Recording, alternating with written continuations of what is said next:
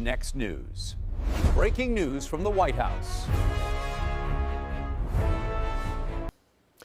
DHS just pinned a 1,300% assault spike on anti-ICE politicians' rhetoric. I'm going to read that again, 1,300%.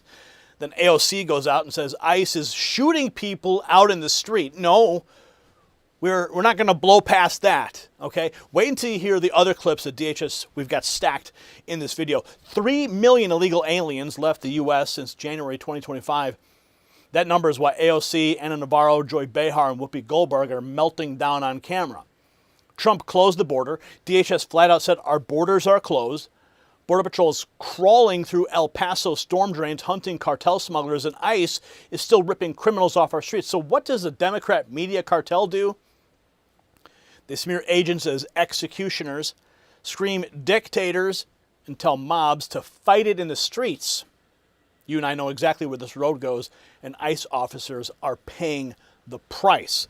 And breaking now, near-record tungsten prices are intensifying pressure on Washington to rebuild the U.S. critical mineral supply chain as tungsten becomes a tungsten national security priority for fighter jets, tanks, missiles, drones, and ammunition.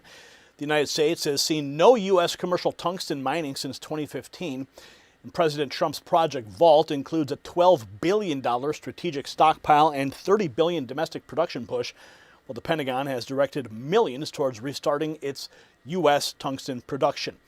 Vault Strategic Mining, trading as KNOX in Canada and KNXFF in the United States, is reviving historic tungsten assets in mining-friendly U.S. jurisdictions, including Nevada's Great Basin, to secure reliable supply outside of China.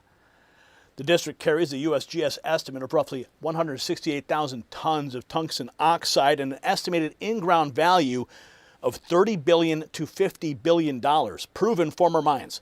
That's right. Check out the Next News Intel briefing that's been prepared for you. If you want to find out more, it's linked below. El Paso's storm drains have 32 entry points from the Rio Grande. Sit with that image for just a second. While Trump's agents crawl underground busting cartel pipelines, AOC and The View, they torch those same officers on national TV. I'm going to pull up the tweets because the language here is filthy. Department of Homeland Security posting this banger, stoking the flames of violence. Anti-ICE politicians have provoked a 1,300% increase in assaults against ICE law enforcement officers. Stop the dangerous rhetoric. Despite the smears, ICE will continue to get criminals off our streets. Buckle up. This is what DHS just posted. Make them make you. Make them make you. ICE agents are not real police officers. That number you call and you threaten it. We need the people. We need an uprising. And we're going to fight it in the streets. And on days like this, a street fight. I want to know where all the cholos are at. In Los Angeles. Your hood's being invaded by the biggest gang there is. Never before in my life have I called for mass protests, for mobilization, for disruption. But I am now. We will melt ICE. We should be for abolishing ICE. ICE as an entity is one that should be abolished. It has to be abolished, ICE, today, tomorrow, and in the future. One of the most inspiring things have been when people encircle courtrooms and refuse to allow ICE agents in. I've started something called Resistance Labs. It's a training on really the documented, most effective ways. Are you comparing them to a neo-Nazi group? NSC 131 routinely wears masks. When I see ICE, I see slave patrols. People ask, well, is authoritarianism, you're being hyperbolic? We're being hyperbolic. We know who the real criminals are. It's the ICE agents. You're acting more like vigilantes than of agents. The terrorist organization that is ICE. What amounts to internment camps. State-sanctioned violence. Secret police. It does look like the Gestapo. It's Gestapo. Gestapo. Gestapo. The Gestapo!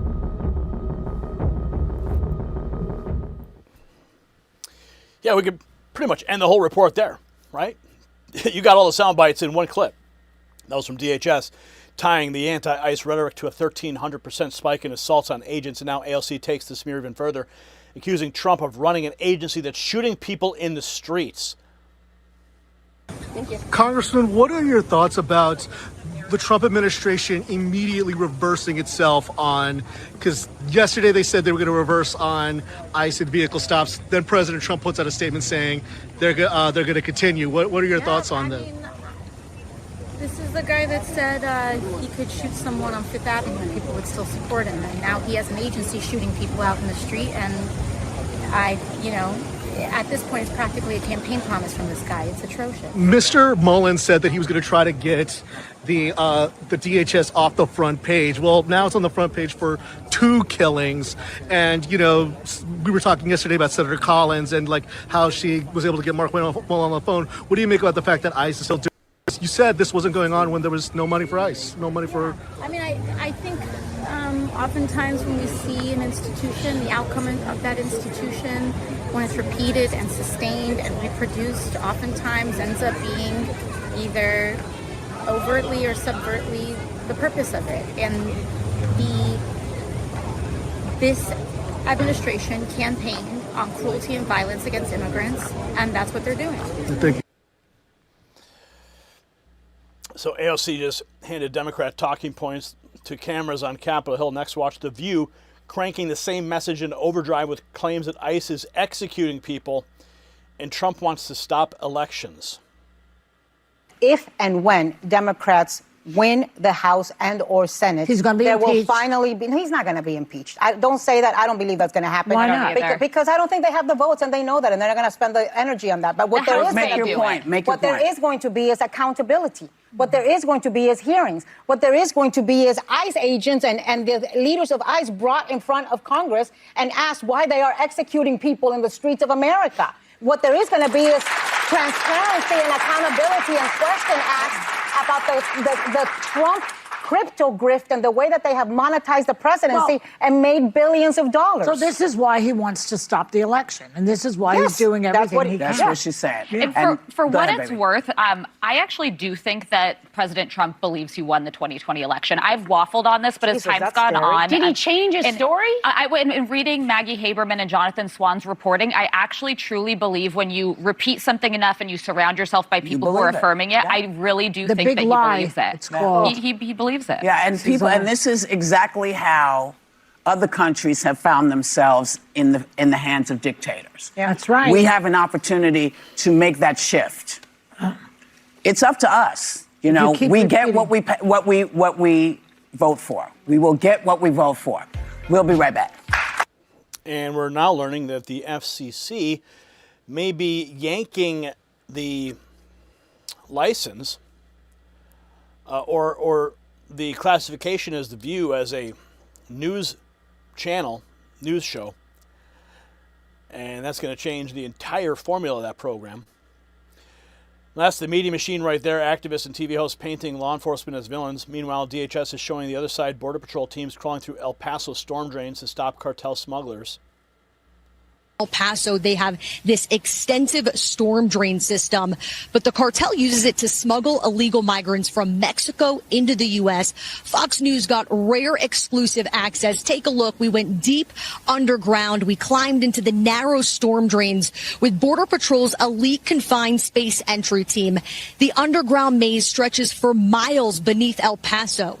Border Patrol says there are 32 entry points from the Rio Grande and hundreds of exit points throughout the city. So they described it as a game of whack-a-mole because smugglers can pop out of almost any storm drain.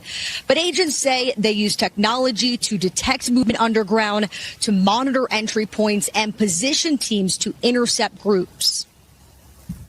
We're about a mile and a half from Mexico. It takes smugglers and illegal migrants about 45 minutes to an hour to get through here. And to give some perspective, it's hot, it's dark here, and the air quality is not great.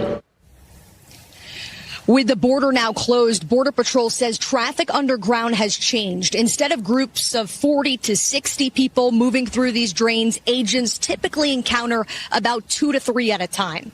And agents say that's also driving up the price. These smugglers, they're charging a premium of $20,000 to $30,000. It's hot down here. It's tight, the space. What's most difficult for you? For me, it's the heat and the time in the air. You're already exhausted, and now you have to potentially fight with someone underground. You can't call for backup, you can't call for help. It's just you and your team versus everybody else.